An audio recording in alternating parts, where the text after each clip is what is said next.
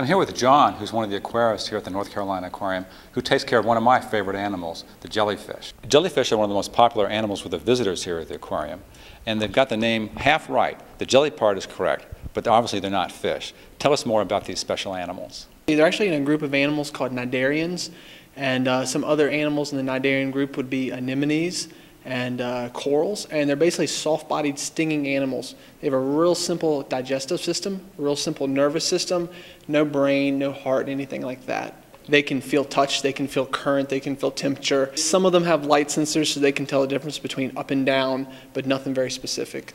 Here at the aquarium, we have two different species of jellyfish on display. Tell us more about their differences and how we can identify them. The two types that we mainly display here at the aquarium are the moon jellyfish and the other types of sea nettles. Moon jellyfish are usually found out in the open ocean.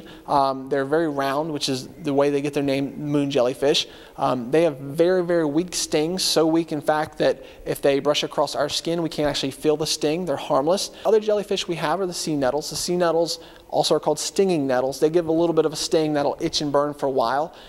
They live more in brackish water in our sounds and our local coastal rivers, and they've got beautiful coloration on their bodies. They have purple and brown coloration. They have striped patterns. They have speckled patterns, all kinds of different varieties.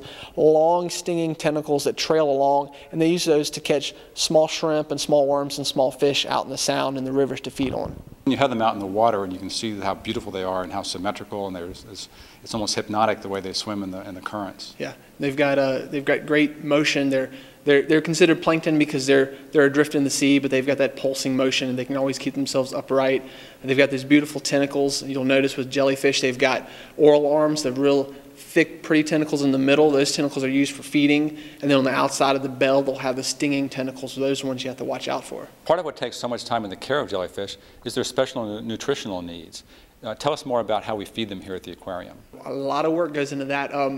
A big part of my day is growing the food for the jellyfish. We try to provide live zooplankton for the jellyfish, and the main food that we feed them is something called brine shrimp or Artemia, and we hatch those on a daily basis. So we have a whole culture table set up where every day we hatch out eggs of these brine shrimp, and we grow them for about 48 hours till they're just big enough, and then we'll feed them to those jellyfish twice a day. Jellyfish also have a really unusual reproductive cycle where they have both asexual and sexual reproduction. Right. And we also are culturing our jellyfish here at the aquarium. Right. One of the hard things about keeping jellyfish is most of the ones around here only live about 1 year, and we may only have 2 or 3 months a year that we can catch wild ones because they're seasonal. So we need to grow our own ones here. So actually when jellyfish are in the adult stage, they can release eggs and larvae, and the larvae will attach to hard surfaces like the wall of the tank and form into polyps. And these polyps we can keep for years and years and feed them just like the jellyfish. So they look like little miniature anemones. They look just like little anemones or little coral polyps, exactly. And they'll reproduce asexually. The polyps will spread all over the holding tanks that we have for them.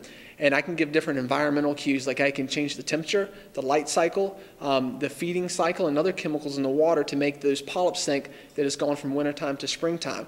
At which point they'll do something called strobilation, where those polyps will actually release dozens of tiny baby jellyfish. They're about the size of a snowflake that will come off of those polyps. And then over the next couple months, they'll change different forms and become the Medusa form, which is what most people consider jellyfish to look like. Because sea turtles feed upon jellyfish out in the wild, that's part of the problem they have of pollution and the problem of sea turtles ingesting, plastic garbage bags and things like that, because underwater they look so much like the natural jellyfish.